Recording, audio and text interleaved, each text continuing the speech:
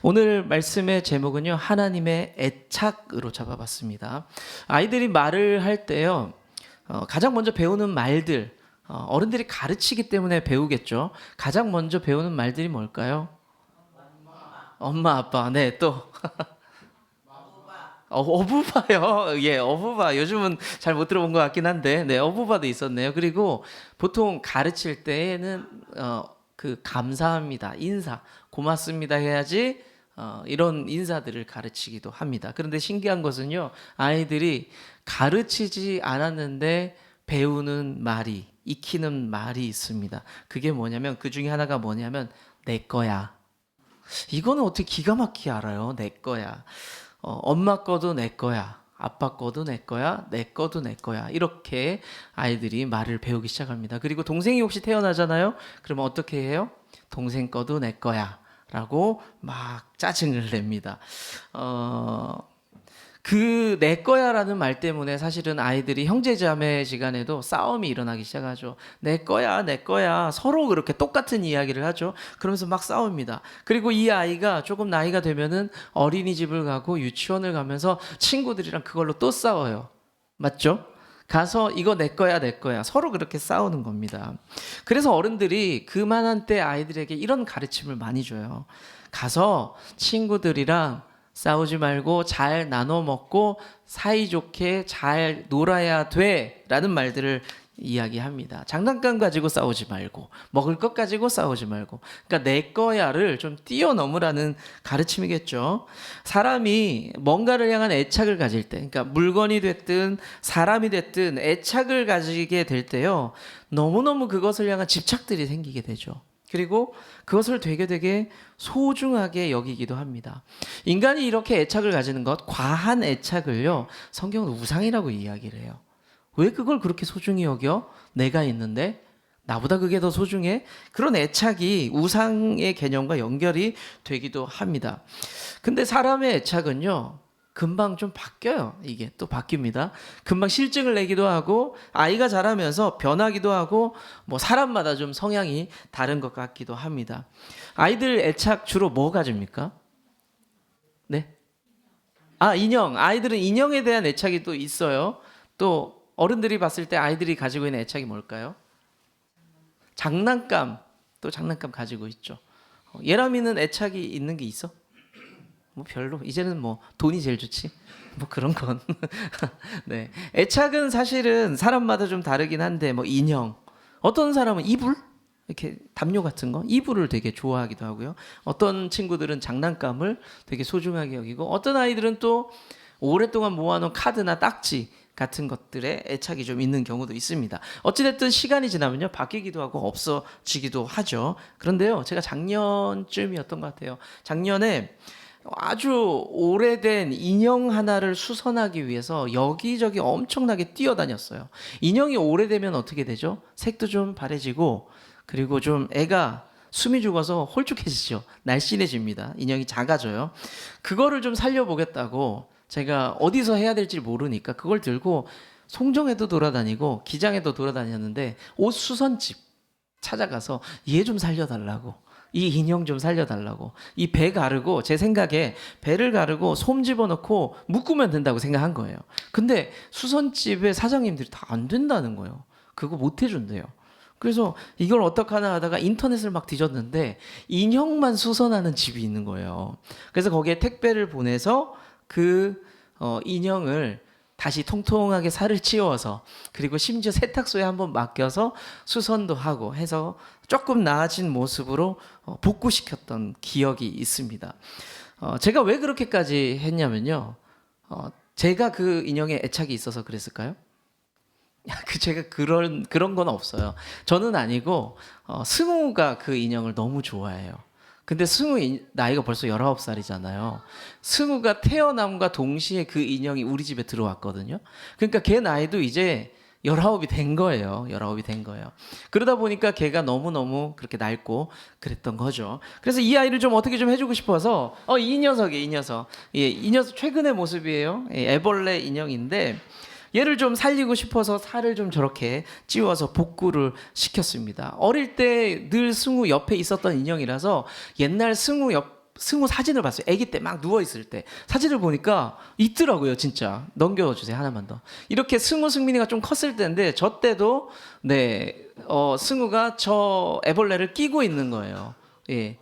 저렇게 좀 컸을 때, 저 때는 좀 컸죠. 근데 말도 못하고 옹알이 할 그때도 승우 옆에는 저 아이가 있었어요. 한 10초짜리 영상 하나만 보여드릴까요?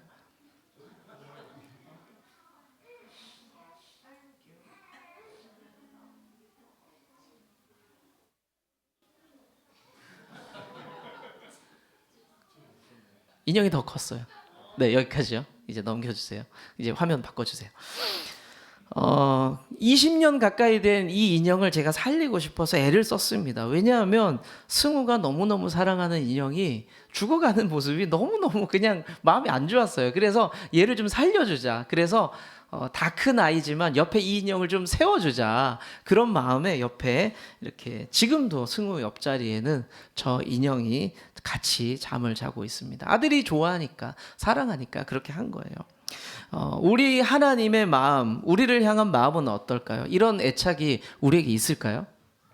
너무너무 사랑하는 마음, 이 마음이 있을까요? 물론 있겠죠. 심지어는 가만히 성경을 보시면요. 하나님 우리를 사랑하는 마음이 정말로 추적하는, 그러니까 진짜 막 스토킹하듯이 따라오듯이 그렇게 사랑하는 것들을 볼 수 있습니다. 근데 우리 현실이요. 우리가 살아가는 삶이 하나님 앞에 늘 사랑받는 것 같아. 나 너무 행복해. 이런 삶일까요? 좀 쉽지가 않아요. 그런 마음을 경험하기가 너무 쉽지 않아요. 왜냐하면 우리의 현실이 만만치 않거든요. 만만치 않아요. 그래서 여러분들이 저와 관계가 좀 편안하신 분, 솔직하신 분은 그 만만치 않은 삶을 저한테 이렇게 표현하기도 하십니다. 목사님, 하나님이 저 안 사랑하시는 것 같아요. 라고 표현하시기도 하세요. 예. 사실 쉽지 않은 고백이고 쉽지 않은 표현인데 그런 생각을 하기도 하고 그런 말을 하기도 합니다. 사실 하나님의 존재를요, 확신할수록 이렇게 불만을 표현하거나 하나님 나 안 사랑하는 것 같아 라는 아쉬움을 이야기하는 경우가 훨씬 많아요. 하나님의 존재를 확신할 때. 왜냐하면 하나님의 존재를 확신하지 않거나 부인하면요, 이런 말도 하지 않습니다. 원망이 없거든요. 하나님을 향한 원망이 없는데 무슨 말을 하겠어요.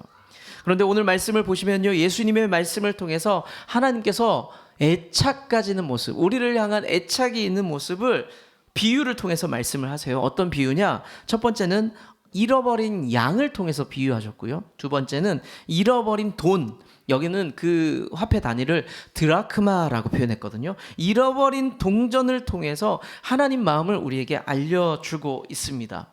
하나님 우리에게 어떤 마음이신지, 하나님 우리를 보면서 어떤 애착이 있는지 잠깐 어떤 애착이 있는지 두 가지를 한번 살펴볼게요. 첫 번째는요, 하나님은 우리를 소유로 생각하세요. 너는 내 거다. 너는 내 거다. 오늘 말씀을 통해서 거듭거듭 강조하고 반복하는 표현이 있는데 그게 뭐냐면 잃어버린이라는 겁니다. 잃어버린. 하나님께서는요, 양도 잃어버렸다라고 얘기했고요. 오늘 예수님의 표현을 보면 양도 잃어버렸고 드라크마도 잃어버렸다라고 기록을 하고 있습니다. 우리가 유념하셔야 될 것이 버렸다는 게 아니에요. 버린 게 아니라 잃어버린 겁니다. 분명히 다르죠. 잃어버렸다라는 것은요, 원 주인에게는 소유의식이 있어요. 원래 내 거라는 겁니다. 원래 내 거라는 거예요. 근데 원래 내 건데 잠깐 이탈한 거죠. 떨어뜨린 거죠. 잃어버렸다라고 합니다. 그런데 여전히 소유권은 누구에게 있죠? 원 주인에게 있잖아요. 그렇죠? 제가 엄청 아끼는 삼색 볼펜이 있어요. 엄청 아끼는. 근데 안 비싼데 너무 좋아요. 필기감도 너무 좋고 색깔도 다 깨끗하게 나오고 너무 좋습니다. 그래서 너무너무 제가 아끼고 있습니다. 그런데 그 볼펜을 제가 이렇게 여기에 두고 갔어요. 깜빡했어요. 집에도 갔고 목양실에서 일도 보고 하면서 그 볼펜을 어느 순간 찾으니까 안 보여요. 제가 무슨 생각을 할까요? 그 볼펜 잃어버렸네? 라고 생각을 하겠죠. 그런데 그 볼펜을 잃어버렸지만 그 볼펜의 주인은 누굽니까? 지금도? 접니다. 그 볼펜의 주인은 저예요. 왜냐하면 제가 돈 주고 제가 샀거든요. 제가 값을 주고 제가 샀거든요. 그래서 이 볼펜의 주인은 여전히 저예요. 하지만 상태는요. 상태. 그냥 잃어버린 겁니다. 잃어버린 거. 하나님께서 우리 사람을 볼 때 이런 마음이 있다는 거죠. 내가 창조했고 내가 너무너무 사랑하는데 내가 그 삶을 인도했고 지켜왔는데 지금 하나님 품을 떠난 사람들이 있을 겁니다. 그 사람들을 볼 때에 내가 그 인생은 여전히 내 거다. 다만 내 손에서 이탈했을 뿐이다 라고 그 마음을 품고 있다는 거죠. 하나님을 모르는 사람, 하나님을 부정하고 부인하는 사람들도 여전히 하나님의 백성이고 회복돼야 될 하나님의 백성이라는 것을 우리는 늘 기억할 필요가 있습니다. 제가 성경 공부할 때도 이런 표현을 쓰는데요. 극단적으로 전도하시는 분들, 선포하시고 선언하시는 분들 보면은 예수 천당 불신 지옥을 외치면서 이런 말씀도 하세요. 믿지 않는 사람은 마귀의 자식이다 라는 표현까지도 씁니다. 다 틀린 말은 아니에요. 우리가 마지막 날까지 돌이키지 않으면, 하나님 앞에 서지 않으면요, 그게 진짜 현실이 될 수 있죠. 우리가 하나님 앞에 돌아가지 않으면 우리는 반대쪽에 마귀의 편에 설 수밖에 없습니다. 그렇지만 지금 하나님의 마음은 뭐라는 거예요? 지금 하나님의 마음은 이 잃어버린 볼펜처럼 내 거야, 너는 내 거야 라고 그 애타는 마음으로 그 백성이 돌아오기를 기다리고 있다는 겁니다. 여전히 지금도 우리는, 그리고 잃어버린 사람들도 누구의 사람이다? 하나님의 사람이다. 우리는 늘 그것을 기억할 필요가 있다는 거죠. 다만 그 손에서 떠나 있을 뿐이라는 겁니다. 저는 하나님의 사람이에요. 그리고 여러분도 하나님의 사람입니다. 그리고 믿지 않는 사람들도 하나님의 사람이에요. 다만 하나님의 입장에서는 잃어버린 사람이라는 것을 기억하시기를 바랍니다. 고린도후서 5장 18절 19절 말씀을 보면요, 우리 믿는 성도와 교회 사명이 나와요. 같이 한번 읽어볼까요? 시작. 모든 것이 하나님께로서 났으며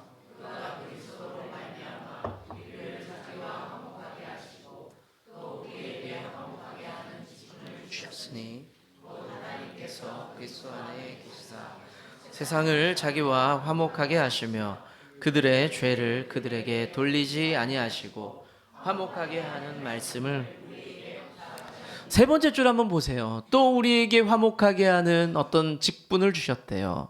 세상과 하나님을, 나와 하나님을 우리가 화목되게 하는 그 역할, 그 사명을 우리에게 주셨다는 겁니다. 우리 좋은 나무 교회가, 우리 성도님들이 하나님과 세상을 화목하게 하는 그 사역을 잘 감당할 수 있기를 축복합니다. 하나님의 애착은 두 번째는요, 너를 기뻐한다는 겁니다. 너를 기뻐한다. 하나님께서 우리를 너무너무 기뻐하신대요. 첫 번째가 넌 내 거야 라는 거고요. 두 번째는 내가 너를 너무 좋아해, 너를 너무 사랑해 라고 그 애착을 표현하고 있습니다. 잃어버린 양, 그리고 잃어버린 양을 바라보는 목자, 그리고 돈을 잃어버린 그 여자, 드라크마를 잃어버린 여자, 이 사람들의 반응을 한번 좀 봐야 됩니다. 이 사람들이 잃어버렸을 때, 그리고 찾았을 때, 이 사람들이 이 잃어버린 것들을 찾았을 때 어땠냐면요, 성경은 그렇게 기록합니다. 너무 즐거워하고 너무 기뻤다라고 기록을 하고 있습니다. 잃어버린 양, 그 한 마리를 찾기 위해서 목자가 어떤 마음이었을까요? 양 한 마리 잃어버렸을 때 애타는 마음이 있었겠죠. 수많은 고생을 하고 수고를 했을 겁니다. 그 양을 찾기 위해서. 드라크마를 하나 잃어버렸습니다. 이 여자가 어떻게 수고했냐면요, 청소를 싹 합니다. 온 집안 청소를 해요. 어쩌면 이랬을지도 몰라요. 가구를 들어서 옮겨가면서 이 밑에 혹시 떨어진 것은 아닐까 막 찾았을 겁니다. 그런데 그렇게 어렵게 찾은 양, 그렇게 어렵게 찾은 돈을 들고 이 두 사람이 엄청 기뻐해요. 너무너무 기뻐합니다. 제가 한번 스마트폰을 한번 잃어버린 적이 있거든요. 여러분들 스마트폰 한번 잃어버리면 어때요? 지갑만큼 당황스러워요. 아니, 그 이상일 수 있어요. 왜 그렇죠? 핸드폰인데 그 안에 너무 많은 정보들이 이젠 있어요. 수많은 연락처, 메모장, 녹음, 기록들, 너무 많은 그 흔적들이 그 안에 있단 말이에요. 그래서 너무 당황스러워요. 사진도 그렇죠. 문자도 그렇죠. 제가 핸드폰 잃어버리고 너무 캄캄해지는 겁니다. 그래서 제 동선을 다 뒤졌습니다. 자동차, 교회, 제가 왔다 갔다 했던 길들 다 뒤졌어요. 손이 닿았던 곳을 다 찾습니다. 심지어 제가 어떻게 했냐면 교회에 와서요, 냉장고까지 열어봤어요. 이게 사람이 어떻게 되지? 사람 모르잖아요. 그 생각이 들더라고요. 안 나오니까 혹시나 내가 시원한 아메리카노 마시기 위해서 얼음을 꺼낼 때 폰을 거기다 두고 얼음을 꺼내고 한 것은 아닐까까지 생각하게 된 거예요. 그럴 수 있지 않아요? 제가 이상한 겁니까? 예, 물건 안 나오면 냉동칸 열어보시잖아요. 네, 그것처럼 저도 똑같이 그렇게까지 했는데 안 나와요. 안 나와요. 그래서 거의 포기하는 마음으로, 야, 이거 폰 잃어버리면 와이프한테 엄청 혼날 텐데 이 수습을 또 어떻게 하지? 그 수많은 자료는 어떡하지? 거의 포기하는 마음으로 한 번 더 해보자라는 생각으로 차에 갔습니다. 교회 차에. 교회 차에 가서 막 후레쉬를 비추는 거예요. 랜턴을 비추면서 찾았는데 그 의자 밑에서 툭 떨어진 거예요. 핸드폰이 툭 떨어져서 거기 있더라고요. 제가 그것을 딱 짚는 순간 뭐라고 했는지 아세요? 아이고 라고 했어요. 아이고 여기 있었네. 너무너무 기쁜 거예요. 제가 핸드폰 하나 잃어버리고 찾아도 이렇게 좋아했어요. 그런데 잃어버린 양을 찾았을 때, 그리고 잃어버린 돈을 찾았을 때 얼마나 기뻤을까? 뭐 짐작할 수도 있겠죠. 그런데 반면에요, 또 다르게 생각할 수도 있어요. 좀 가볍게 생각할 수도 있습니다. 잃어버린 양 드라크마를 생각했을 때 뭐 그게 대단한가? 가볍게 좀 생각을 할 수도 있어요. 양이 지금 몇 마리 있다 그랬어요? 이 목자는 100마리가 있대요. 그 중에 한 마리가 지금 실종된 겁니다. 집을 나간 것 같아요. 제가 보기엔 실종이 된 건데, 이 양 한 마리를 찾기 위해서는요, 이 목자가 카운트를 한 다음에 잃어버렸으니까 이제 날도 어두워지는데 어떻게 해야 되느냐? 밖에 나가야 돼요. 근데 위험해요. 그 밤에 이 시대에 밖을 나간다는 건 위험하거든요. 밤에 목자가 짐승의 위협을 당할 수가 있어. 오히려 짐승이 나를 해칠 수도 있습니다. 고생해서 찾아서 백사장에서 모래 가운데서 바늘 찾는 느낌으로 밖으로 나가야 될 수도 있습니다. 그런데 나가봐야 또 헛수고할 수도 있거든요. 그런데 이 목자가요, 그럼에도 불구하고 위험하고 헛수고일지 모르지만 나갑니다. 왜 나갔을까요? 그 양 한 마리가 무서움에 떨고 있지는 않을까? 그 양 한 마리가 집을 찾기 위해서 여기저기 헤매지는 않을까? 그 마음 때문에 양을 찾기 시작을 합니다. 사실 굳이 목자 입장에서 이게 그럴 만한 일이었을까요? 내가 나가서 내가 다치면요? 내 손해잖아요. 양은 지금 몇 마리 더 있어요? 99마리가 있어요.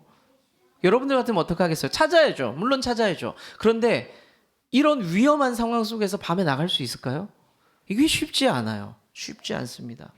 그런데 드라크마는 한번 보자고요. 드라크마라는 돈이 얼마나 되느냐. 사실 여러분들 그게 중요하지 않아요? 얼마를 잃어버렸었길래 이 여자가 정신줄을 놓고 찾고 있느냐. 이 드라크마는요, 하루 품삯이라고 얘기를 해요. 하루 일당이라고 얘기합니다. 뭐 사람마다 너무 다르겠지만 우리로 그냥 쉽게 생각하면 시급으로 치자고요. 그러면 한 10만 원 정도 될까요? 그 정도의 돈을 잃어버린 겁니다. 사실은요, 집에서 잃어버린 거거든요, 지금. 그러면 이렇게 살펴보고 찾아보고 대충 없으면 이렇게 난리칠 정도는 아니에요. 어떤 생각할 수 있을 것 같아요? 나오겠지 뭐. 이 집에 있기 때문에 나오겠지 뭐. 아유 피곤하다 뭐.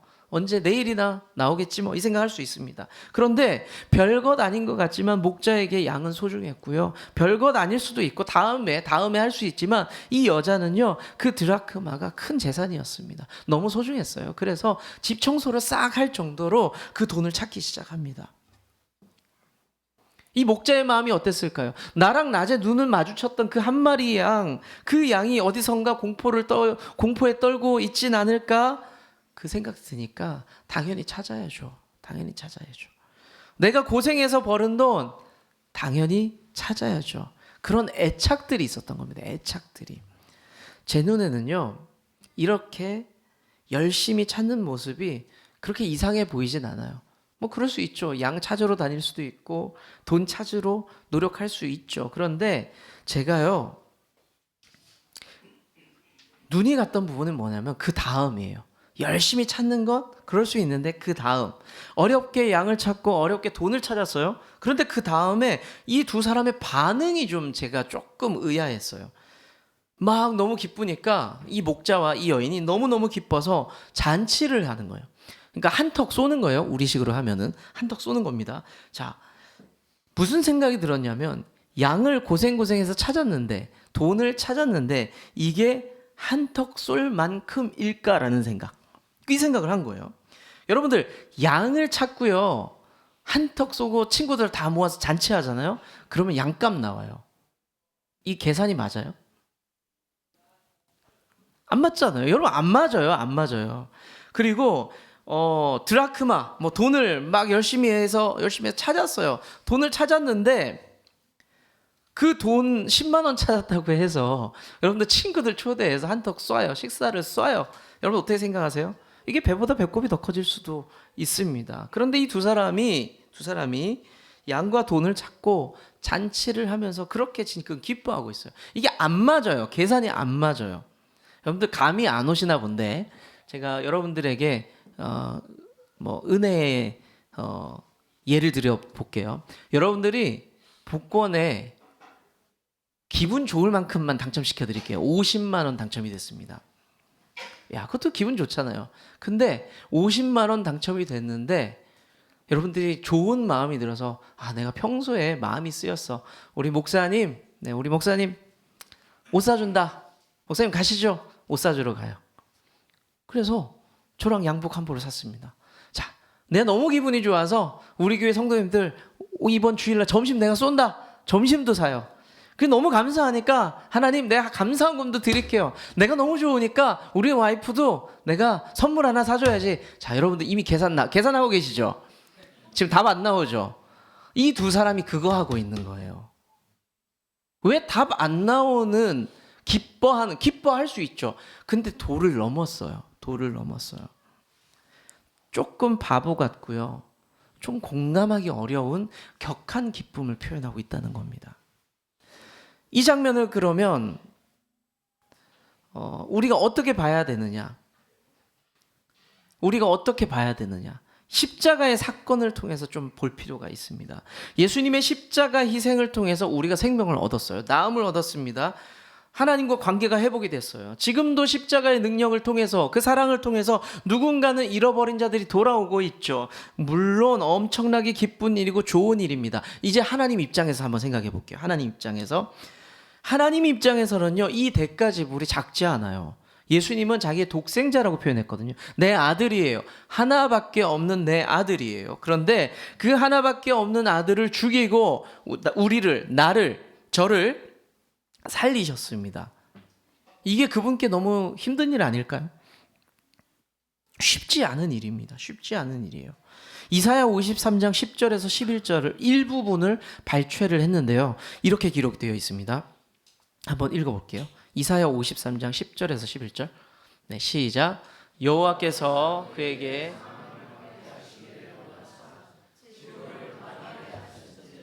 그의 손으로 여호와께서 기뻐하시는 뜻을 그가 자기 영혼에 수고한 것을 보고,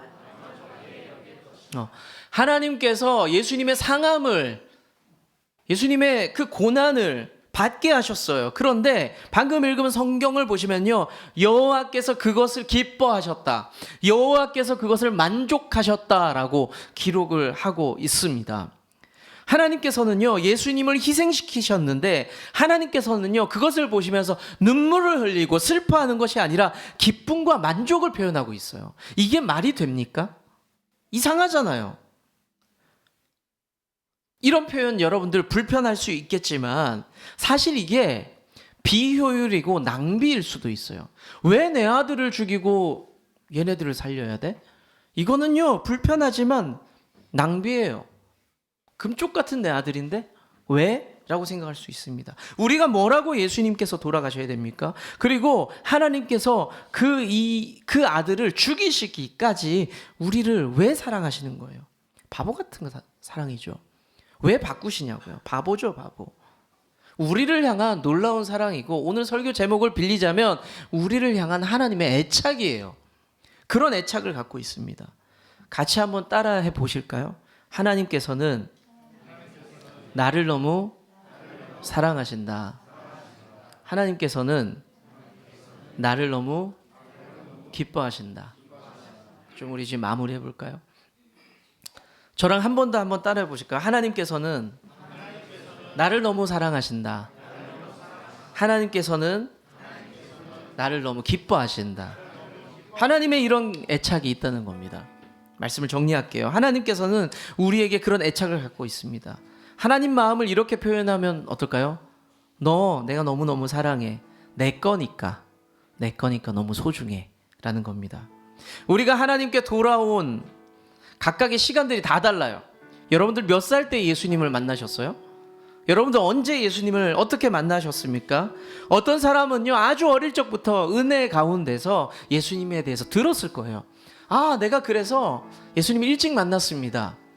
그런데 어떤 분들은요, 내가 돌고 돌아서 어릴 때 누군가 내게 전도했던 기억도 있긴 해. 그런데 그땐 안 믿었어. 돌고 돌아서 내가 이제 환갑이 넘어서 예수님을 이제 만나게 되었네요. 그런 분도 분명히 있을 겁니다. 시기는 다르지만 우리는 그 과정들을 거치면서 하나님 앞에 돌아왔고 지금 예배 자리에 앉아 있는 거예요. 우리는 하나님의 기쁨이고 자랑입니다. 감사하죠? 감사합니다.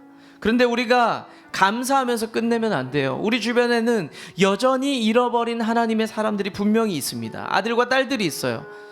먼저 은혜 받은 우리가 다음에 은혜 받을 누군가를 배려하고 준비해야 돼요. 우리 교회가 그런 교회가 되어야 합니다. 왜냐하면 하나님께서 애타는 마음이 있거든요. 그 애타는 마음이 있거든요. 돌아오기를 간절히 기다리고 있습니다.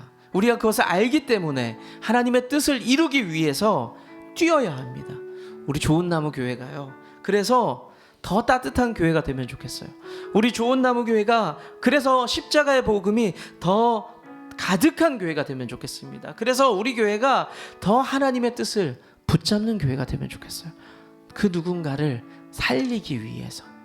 우리 먼저 구원받은 우리가 우리에서 끝나는 것이 아니라 그 누군가를 살리기 위해서요. 그 돌아올 영혼들을 맞이할 준비하는 우리가 될 수 있기를 축원합니다.